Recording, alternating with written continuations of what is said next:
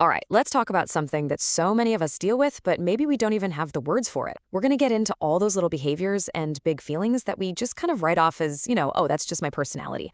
But what if they're not? What if they're actually echoes from our past? Seriously, think about it for a second. Have you ever had someone bump into you and you're the one who says, "Oh, I'm so sorry"? Or maybe you get a tiny piece of feedback at work and your whole world just crumbles. It feels like a total catastrophe, right? These reactions feel so automatic, so much a part of who we are. But are they really? And here it is. This is the big idea for today. These reactions, these ingrained habits, they are not character flaws. They are brilliant, sophisticated survival strategies that a younger version of you came up with to get through a really tough situation. They absolutely worked then, but they might be getting in your way now. Now, we're not necessarily talking about what people call big T trauma, like a single major event. We're zeroing in on developmental trauma, and this stuff is often much quieter. It's about growing up in a space where you just didn't have that consistent feeling of emotional safety. And listen to this part because it's key. It's not just about the bad things that happened. It's about the good things that didn't happen for you. It's the absence of support that can be just as impactful as the presence of a threat. Okay, so how does all this stuff actually show up, like on the outside? Let's dive into the first part, the survival masks we learn to wear. These are the roles we play just to feel okay out in the world. So the first mask we're going to look at is often just mistaken for being really nice. It's called the fawn response. And believe me, this goes way deeper than just being a people pleaser. This is a highly advanced survival skill. A child in an unpredictable home learns to become an expert at reading the room, at sensing a parent's mood and doing whatever it takes to calm things down, just to stay safe. You've probably heard of the first three, right? Fight, flight, and freeze. Well, fawn is the fourth one, and it's the one we don't talk about nearly enough. It's what happens when you can't fight back and you can't run away. So what's left? You try to appease the threat. You try to befriend it to make it less dangerous. And here's where it gets really tricky. Over time, this strategy becomes what psychologists call egosyntonic. That's just a fancy way of saying it fuses with your personality. You can't even see it anymore. You just think, well, I'm a helper. I'm a peacemaker. That's just who I am. But underneath that story, your nervous system is working overtime, constantly scanning for danger and trying to manage everyone's feelings. Let's talk about another mask, one that's driven by this very powerful, often subconscious belief: if I am perfect, I am safe from rejection. It's this idea that if you can just be flawless, if you can just do everything right, then no one can hurt you, no one can leave you. And this leads us to the high-functioning overachiever. Does any of this sound familiar? Maybe you grew up feeling like love was conditional, like you had to earn it with good grades or by being helpful.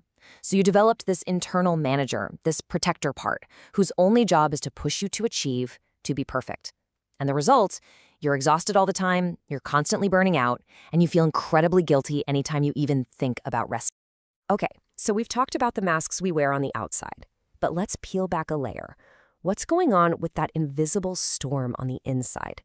Let's talk about your internal emotional thermostat.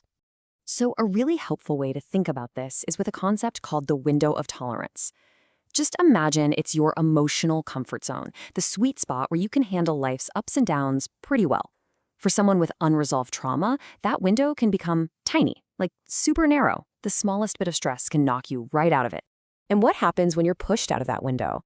Well, you usually flip to one of two extremes. On one side, you have hyperarousal. You feel anxious, overwhelmed, maybe even explosive.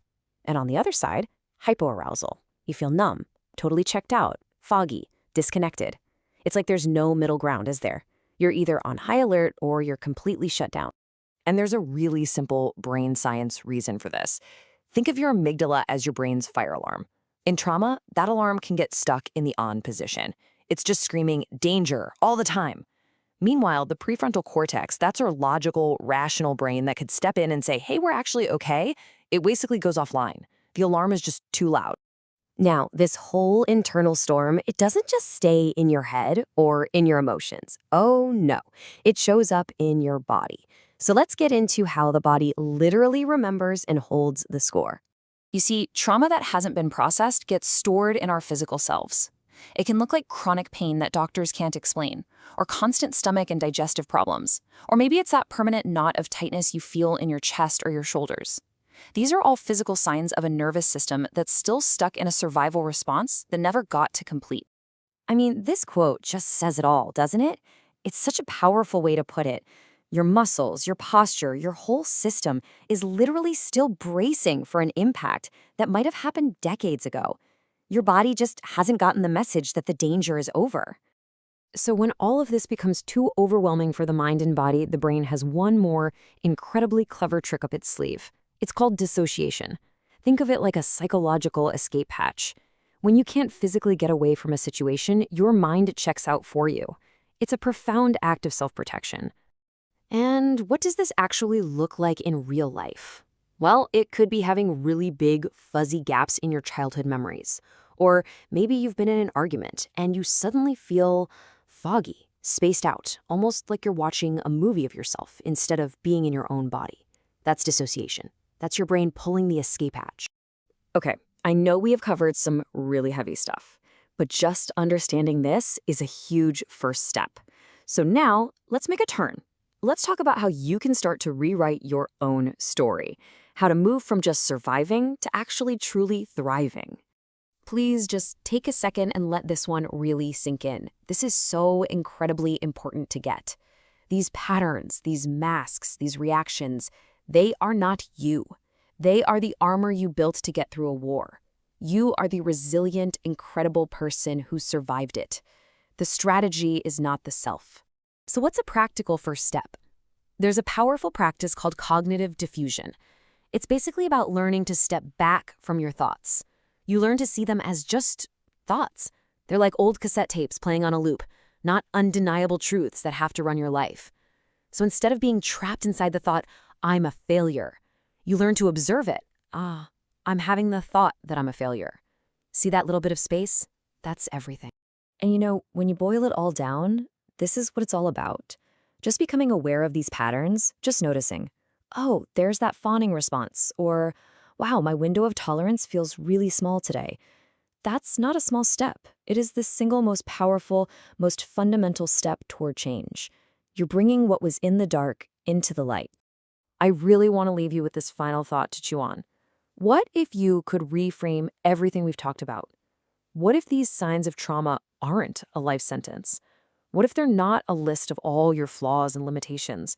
What if instead they're your own personal roadmap, pointing you exactly to the places inside you that need your attention, your compassion, and your healing the most?